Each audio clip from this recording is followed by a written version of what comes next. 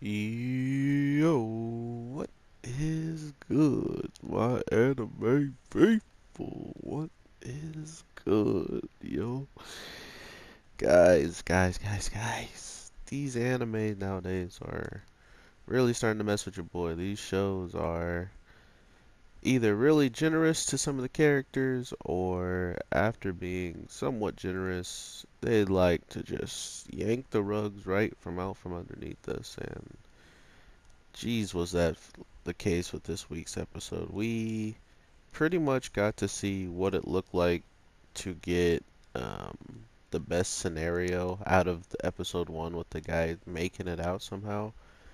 But at the same time, he then pretty much gets put in a situation almost much worse, if not worse, with losing all the people that pretty much helped him get to where he was after the first episode, being like gunned down one by one, and one not so much gunned down as much as knifed down. So, put some F's in the chat for Coda. Man, he got it pretty rough. Like, as soon as you join up with this guy, trouble seems to come along with it. And it seems like it's also a part of what's going to be the same thing that happens to this girl. She just brings trouble with her. And that's why she was apologizing already this week, just for, feeling like she's responsible for it. And I mean, it's hard not to feel that way when stuff like this happens, but what happens happens, and you can't really do much about it in hindsight. So as long as you change your ways in the future, that might help. But yeah, we get to see just what it's like to have some type of goal in mind, and because you have a goal, it could potentially get a lot of people hurt. It could continuously get people killed. So will you stop that goal to make those people happy? Will you stop that goal to help everyone else, or will you continue on selfishly to fulfill, whatever thing you see, you want, and you need?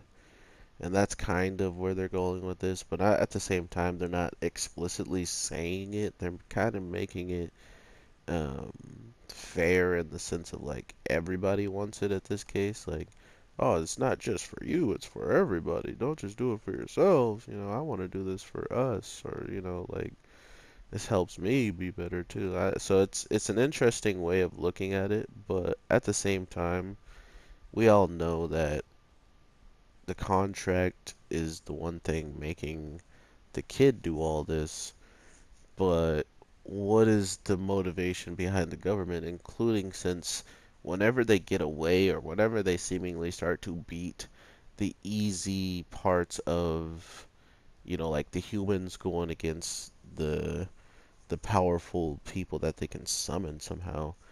Whenever this happens, like, okay, we beat the humans and we got away from them. Then all of a sudden, something ridiculously powerful just happens to show up after the humans fail.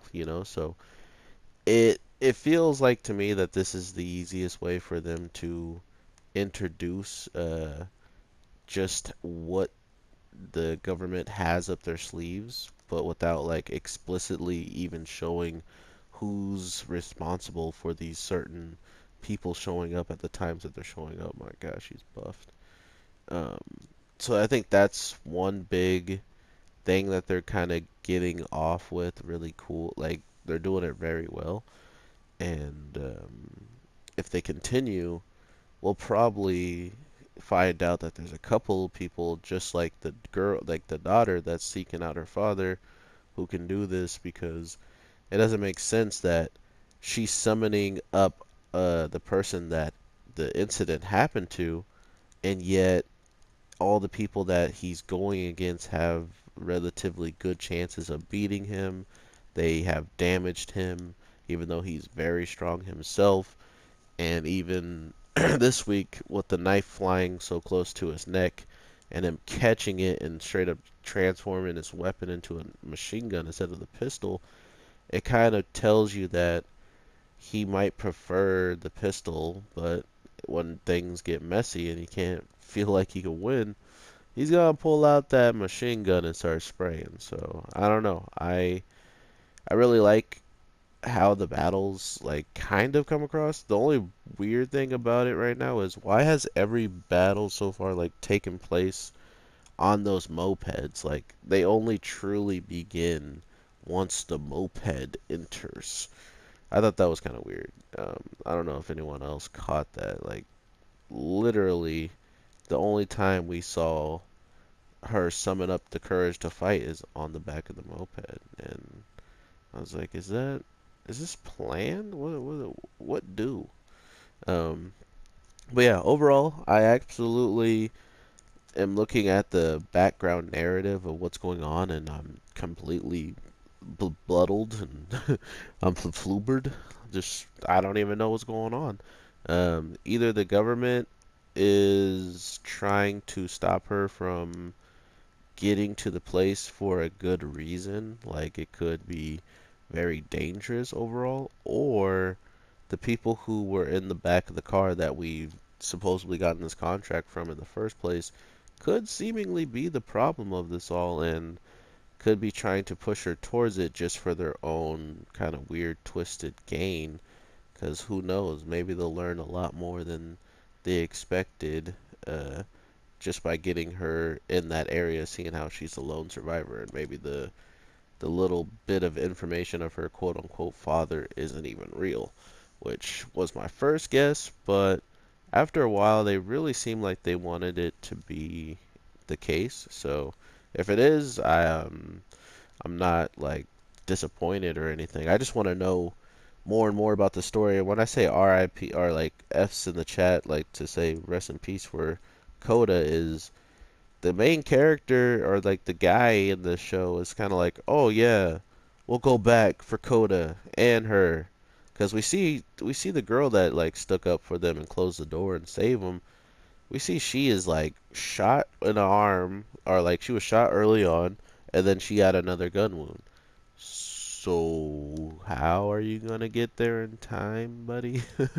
So that was interesting.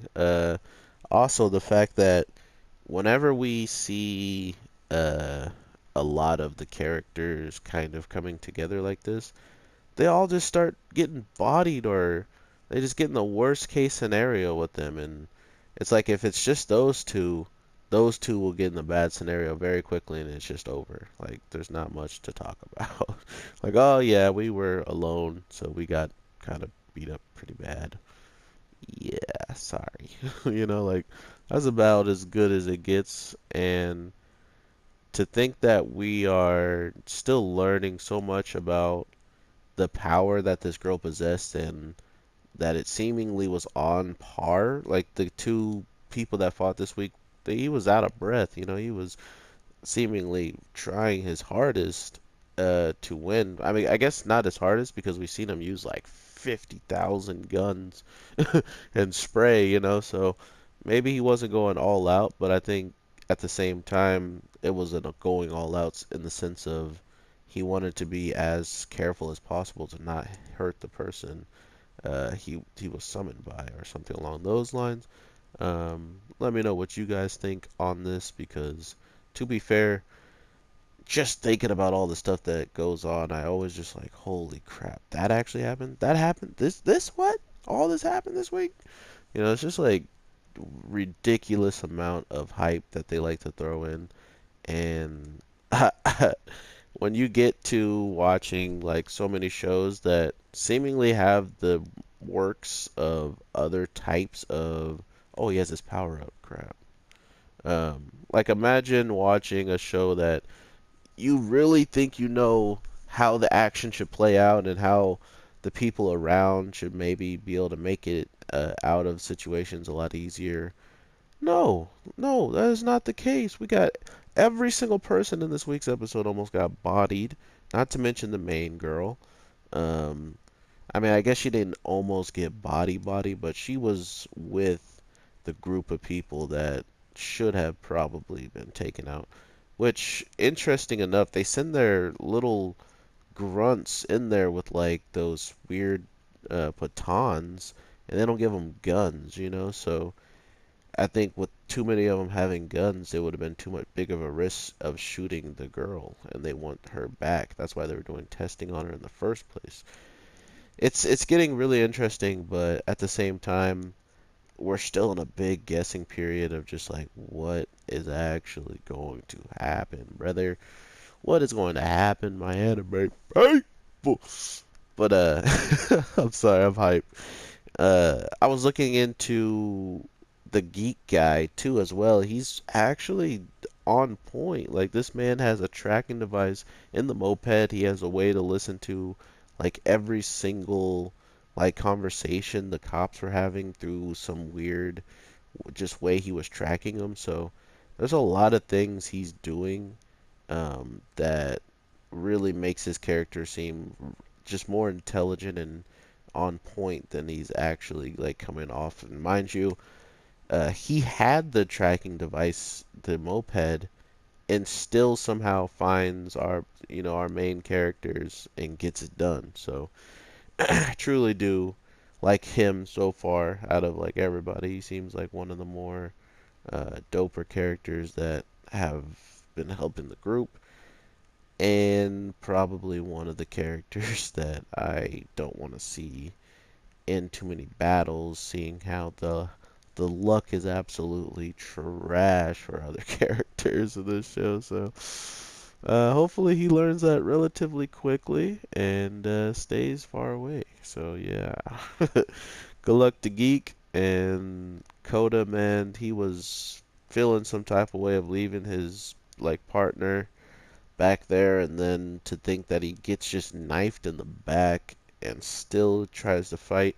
Which was the interesting part is I don't think he got hit again. Like I think it would have been a waste of time for that hologram slash like person in the other world to continue like to finish the assault. I mean, I understand that they betrayed the people and stuff, but the more time you waste, the more time you're giving the opponent to escape, you know? So that's the type of show I feel like I'm watching. I feel like they know that aspect, so it was pretty obvious not to completely go all in that regards. So still interested to see how they're gonna play out all of this. Not to mention we haven't really seen much of the power she possessed within each episode. I mean, we've seen her fight twice.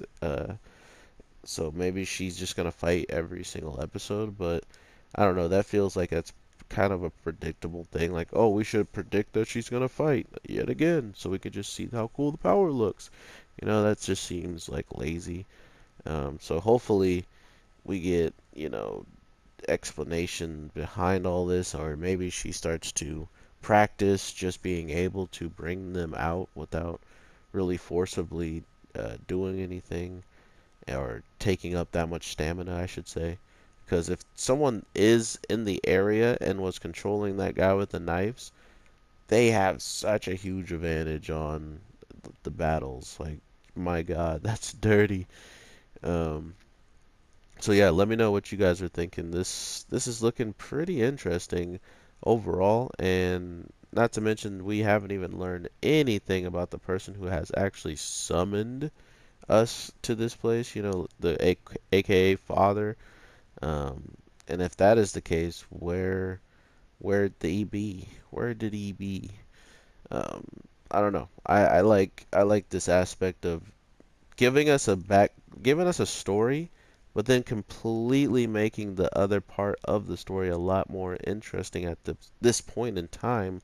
So when you get to the even heavier stuff, it all feels so worth it and earned. So with that being said, I hope you guys have an amazing day, night, evening, whatever the case may be when you're watching this.